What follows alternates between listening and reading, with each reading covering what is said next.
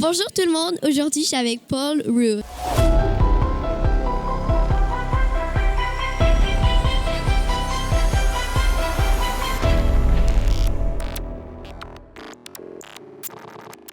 Ça va bien? Ah, Paul Roux, oui, ça va très bien, Paul mademoiselle. Roux. Ça va très bien, Ah, je suis... Roux. Et vous, comment allez-vous? Bon, première question. Morsure glaciale, on a 3 prédateurs possibles. Le froid, la montagne et la présence inconnue, suggérée par les ossements. Quand tu écrivais, c'était quoi ta peur numéro 1 à faire ressentir au lecteur?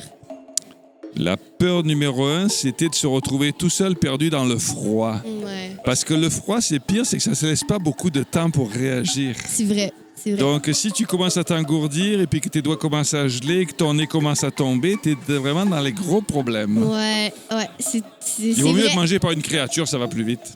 Ouais, c'est vrai. C'est vrai. Deuxième question. L'histoire bascule après un accident tragique et Alexis et William doivent organiser leur survie. Comment tu fais pour garder un rythme d'horreur tout en restant crédible sur Vival? Alors, ce qui se fait, quand j'écris ces romans-là, dans ma tête, c'est comme si je faisais un film.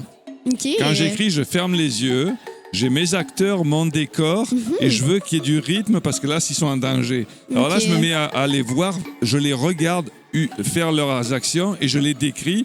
Et après, je relis pour essayer que si c'est de l'action, il y ait des phrases plus courtes, plus rapides. OK, ouais. Donc, c'est juste une question d'utiliser ça. Si je veux faire une belle description, ils arrivent, tout est beau, je vais faire une phrase plus longue.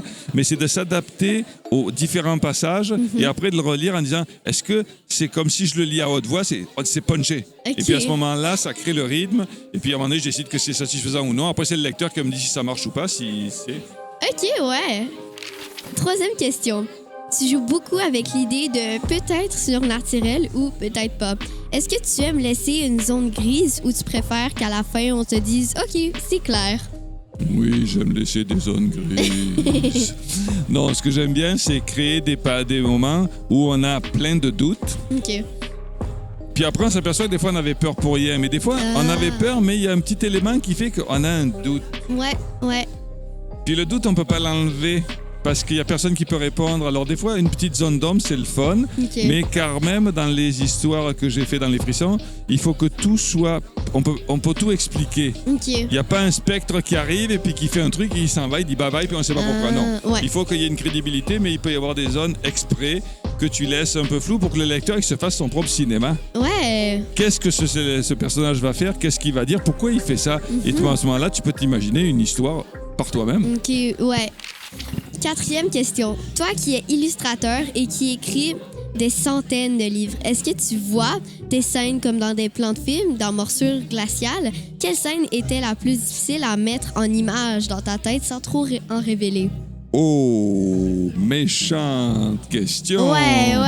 Mais je crois que la scène la plus difficile, ça me revient là, c'est quand ils sont dans le chalet OK. et qu'ils entendent, il a eu des problèmes, il est revenu à lui et tout, ils entendent du bruit au grenier. Ouais. Et là, ils montent, il y a une créature super étrange, ils sont morts de peur, ils savent pas ce que c'est. Après, je le dis pas si le lecteur le saura, c'est une espèce d'animal et de faire leur rapport avec l'animal, que tout ça arrive à une conclusion, mais de faire durer le suspense pendant peut-être 1 ou 2 chapitres avant qu'on sache que c'était un animal avec des gros yeux jaunes. Donc ça, c'était difficile parce que parfois, tu relis, tu dis, ouais, mais ça n'a pas de sens. Le lecteur, il comprendra pas parce que là, c'est trop compliqué. Ok. Alors, il faut arriver. Et puis, à un moment donné, tu sens, il y a des moments où tu sens que ça fonctionne. Et puis, des fois, il y a comme 2 phrases qui font une transition que ça ne marche pas. Tu recommences 45 fois. Et tout à coup, à force de chercher, ça arrive. OK, ouais, ça fait du sens. Et la dernière question. Tu écris aussi dans la SF techno, exemple, gladiateur virtuel. Qu'est-ce qui te fait le plus peur à écrire? Une menace hyper réelle ou une menace plus techno et pourquoi? Oh! Je me suis jamais posé la question. Moi, ce qui me fait peur, c'est ce qui me fait le plus peur dans la vie, c'est les jeunes intervieweuses qui posent des questions compliquées. Ça me fait pas mal peur parce que j'ai rien compris à la question, mais je vais y répondre est-ce pareil. que tu veux la lire?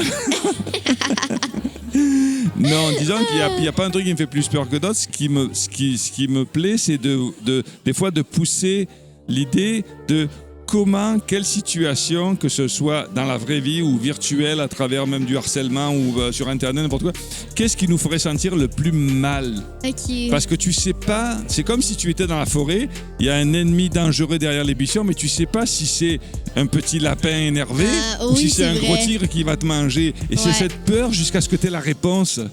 Et que cette peur, elle peut durer 10 minutes ou elle peut durer des jours et des jours et des jours. Alors c'est ça que j'essaie vrai. de m'amuser à faire. Et des fois, certains éléments dans les histoires, on peut les faire. Mais l'important, c'est pas de les faire durer trop longtemps parce que ça devient un peu trop artificiel et ça a plus de force. OK. Alors des fois, on sent qu'on peut aller vite à l'action. Des fois, il faut un petit peu plus enrober pour faire que notre lecteur il soit un petit peu plus dans le bain, qu'il ait un petit peu plus peur jusqu'à ce que finalement il y ait peut-être la réponse. Mais c'est est-ce que vrai. c'est la vraie réponse? Ça, c'est la question.